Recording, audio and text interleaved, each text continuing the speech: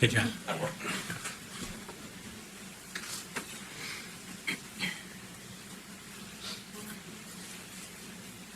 You just turned it if you'd like. Right now is fine.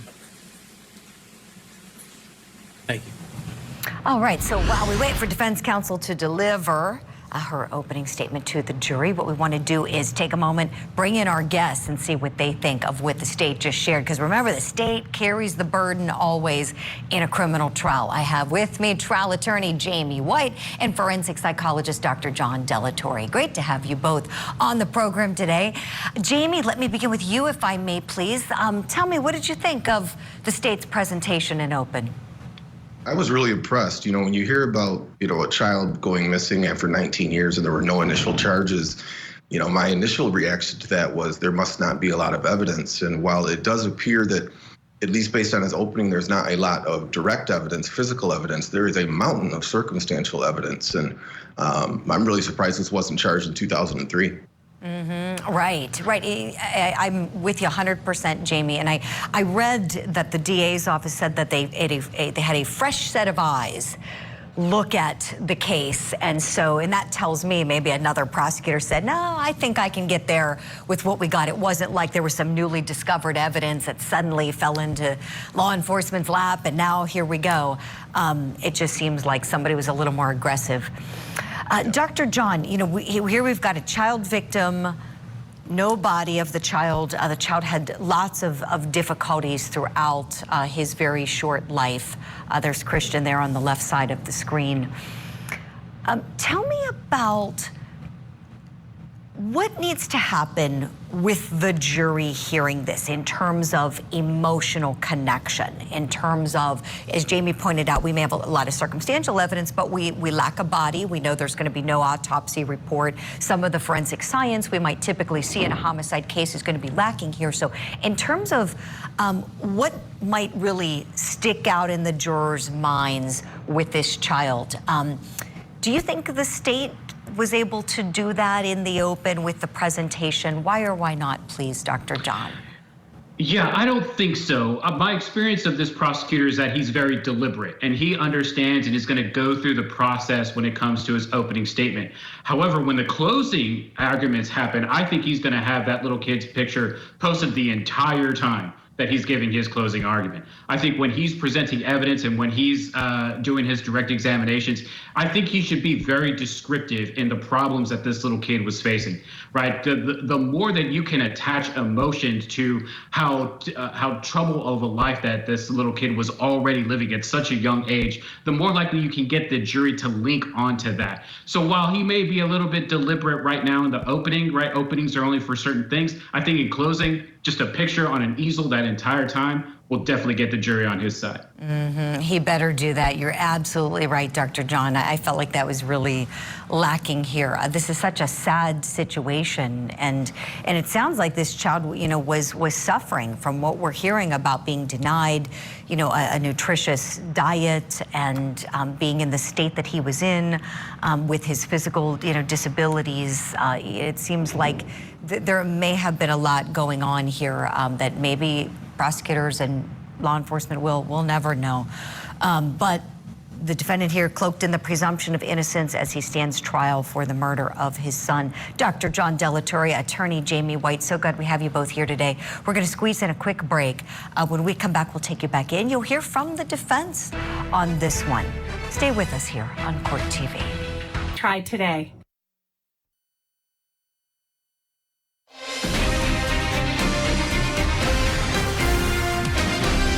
Thanks for being with us on this Monday afternoon. Let's go back into the courtroom now in St. Louis, Missouri, where we're seeing the first day of the missing son murder trial.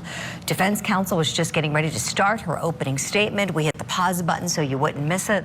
Let's go in together now. Dawan Ferguson did not kill his son. In the early morning of June 11th of 2003, Dawan noticed that Christian was sick. And as you have heard, Christian has a rare genetic disorder that makes it difficult to control the ammonia levels in his body, and that would make him sick. So when Christian got sick, Dawan did what he normally did, which was to take Christian to the hospital. So he wrapped Christian up in a blanket because he was just in a t-shirt and a diaper at the time. On the way to the hospital, Dawan realized he should have called ahead. He typically called ahead when he would take Christian to the hospital so the hospital staff could get the room ready for Christian's arrival. They had special procedures and certain staff members that they would use in the ER for a child with this disease, and it usually made it worth a while to give a short phone call that he's coming ahead of time. Although Dawan had a cell phone, his cell phone was out of minutes, which is why the night before, he was using his friend's cell phone, Ozell Scott, and he used the phone to call Monica that night before. When he realized his phone was out of minutes, that's when he stopped at the payphone on Skinker and made the short call to the hospital. While at the payphone, Dawan left his car running, and he realized his car was being stolen as it sped away. Dawan immediately got off the phone with the hospital and called 911 to report the car stolen, and that his disabled son was inside of that vehicle. He then called his friends and family to let them know what had happened. Now, him and his wife, they did have keys to their friend Lakeisha May's car. So someone brought that car to where he could get a ride when he was done riding around with the police while they went to search for Christian. Meanwhile, the actual person that took this vehicle abandoned it on a street called Ron Bar in Ferguson. You will hear that sometimes when thieves steal cars and they don't realize there's a child inside, and when they do realize it, they dump the car, usually a couple of blocks from where they stole it from. However, Christian was not your typical child. He was laying down in the back seat. He was sick. He was nonverbal, and he was quiet. So the thief wouldn't have realized that Christian was in the vehicle until it traveled several miles. May we approach? You may.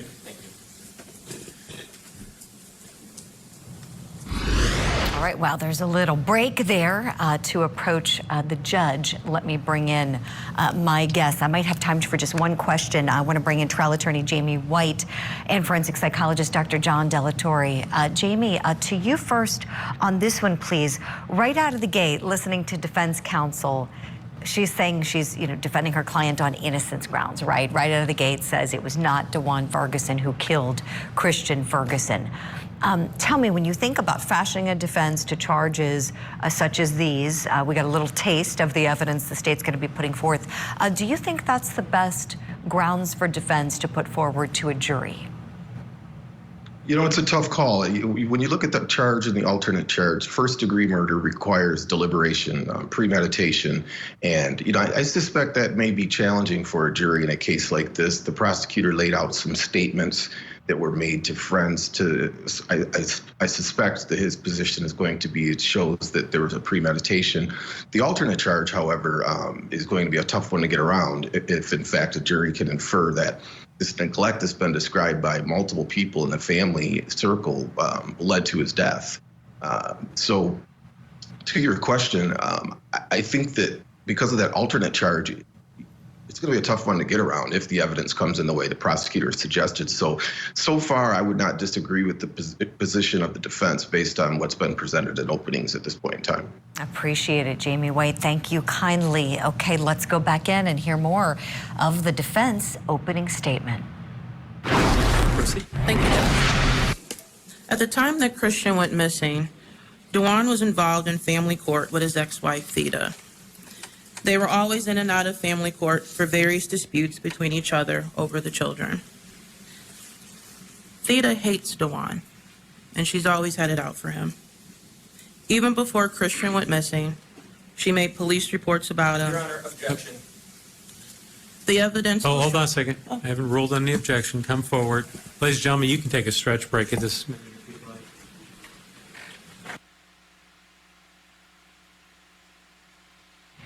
was hard to hear what the objection was. I have to be honest, I didn't hear it. If any of you at home heard what it was, tweet me, let me know. But this is the second objection lodged in the opening statement. That is not a good thing. There is a certain decorum and a certain respect that trial attorneys put forward toward one another when they're delivering opening statements or closing arguments. And the unwritten rule is you don't object unless you must. And when I say you must, that's to protect something in the record, because it's all about making that record at the juncture of the trial court. Just in case somebody needs to take an appeal and go to the higher court, you want to make sure the record is complete. So if there's something really egregious, you have to object, put it on the record, and disrupt the argument or the statement. But otherwise, you just kind of reserve, because the opening statements are not evidence. Neither are the closing arguments. And you know that from watching so much court TV. Okay, the sidebar's broken up. Let's go in and listen and see if we hear another objection. At the time that Christian went missing, Dawan was involved in family court with his ex-wife, Theda. They were always in and out of family court for various disputes between each other over the children. Theda hates Dawan and has always had it out for him. Even before Christian went missing, she made police reports, and you will hear evidence about a police report she made on March 22nd of 2003. Theda and Dawan had another child, Connor, now known as Lynn, who is apparently going to come in and testify that she witnessed Dawan hurt Christian in another room.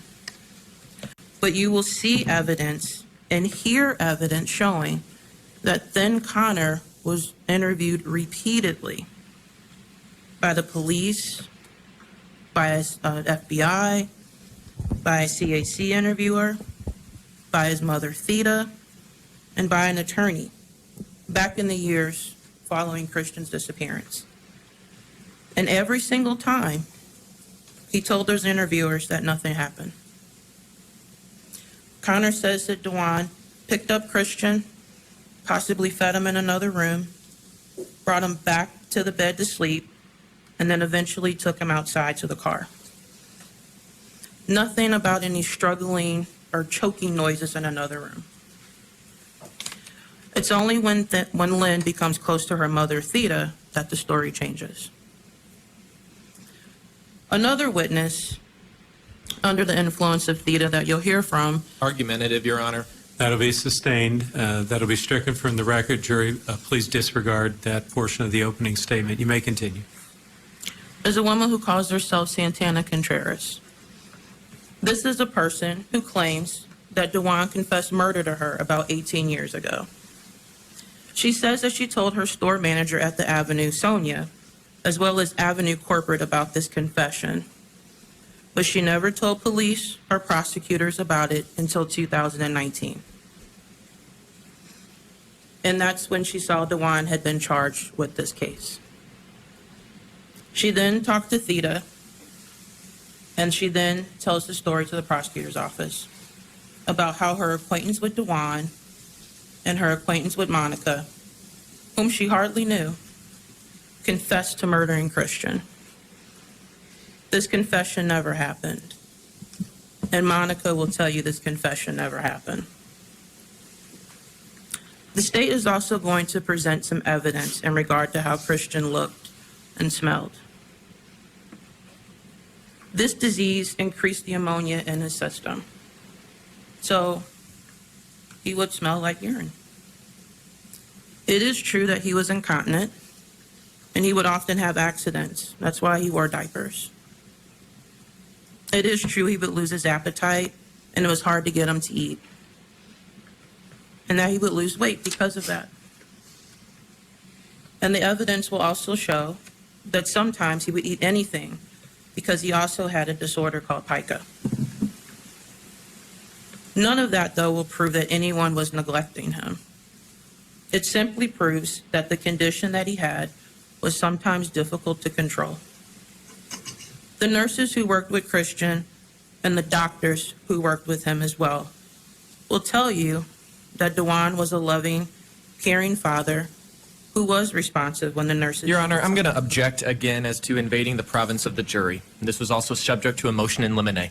Yeah, the court will sustain the objection. Ladies and gentlemen, you'll disregard the last statement from defendant's counsel and be stricken from the record. You may continue. Thank you. All of the staff surrounding Christian were mandated reporters, meaning they're legally required to report abuse or neglect if they see it. But none of them reported abuse or neglect because Dawan was not abusing or Your Honor, neglecting objection children. again. That'll be sustained. That is argument. Ladies and gentlemen, please disregard the last portion of the statement. It'll be stricken from the record. You may continue. Thank you. The state has a lot of innuendos, rumors, suggestions, and theories, but they don't actually have evidence of murder. So when this trial is over, I will ask that you find Dawan Ferguson not guilty of all charges. Thank you. All right, thank you. Ms. Schlesinger, the state's case. And counsel, do you wish to... All right, so that was 4 objections by the state during defense counsel's opening statement. Really some aggressive lawyering we're seeing there. I'm curious if this is a sign of things to come when it comes down to the witness testimony and questions asked. Maybe we're going to see some aggressive lawyering throughout the trial, because certainly saw it right there in that open, which was very brief, also very matter of fact. I really wasn't hearing anything that was jumping out at me as being egregious. Let me bring in my guests, trial attorney Jamie White and forensic psychologist Dr. John Delatorre. Jamie, did anything jump out at you? Is very wrong with that? Technically, she was arguing at points in time, arguing in the sense that she wasn't laying out the evidence as it's going to be presented. But to your point in the last segment, Julie, it's extremely rare for an attorney to, get after another attorney in an opening or a closing. Openings are difficult for defense attorneys because, number one, you don't know exactly what the prosecutor is ultimately going to present, and that can limit or change what you may present. So that's why as defense attorneys, you have an option to wait until the prosecutor's case is closed before you make an opening. Here she elected to make one. I thought she did a good job, and I thought the arguments she made were minor and probably would have been unnoticed by a jury. Right, Jamie. Yeah, it's like you want to walk that line. I know when I teach at an open, yeah, you want to weave it a little, just enough that you can get away with a tinge of argument there without drawing an objection. Absolutely. So thank you for that, Jamie. Dr. John, let's talk about this young boy that was without a doubt failed on so many levels by so many people. And we hear these facts about, what the state is saying is like, look, like it seems to me that they're painting this picture that child was like gradually, starving to death. He wasn't getting the medication he needed. He was not living in clean conditions. Poor thing, needed his diaper changed frequently. And when nurses would come in, they would see that he had a dirty diaper or didn't have his medicine and was looking thinner and thinner as time went on. And the state is saying the phone call that dad made back in 2003 and said, his car was stolen and child was inside, it was all just a cover-up. Tell me about the psychology behind that. What do you think, from your standpoint, watching this case, would that make sense that a story could be concocted to say, child vanishes if the child has, perhaps starved to death? Yeah, I think there are different ways in which that can certainly happen. If someone is already feeling sort of overwhelmed by what exactly it is that's going on, they may be fantasizing about what life would be like without that sort of stress in their life. And so at that point that it would be easy for them to kind of just, make a fake statement to police and make fake statements to family members about what happened. It is certainly possible, but that individual was most likely not be caring what happened to the person that they were supposed to be taking care of. Right. I think the testimony from these nurses who were doing the in-home health care are going to be really key.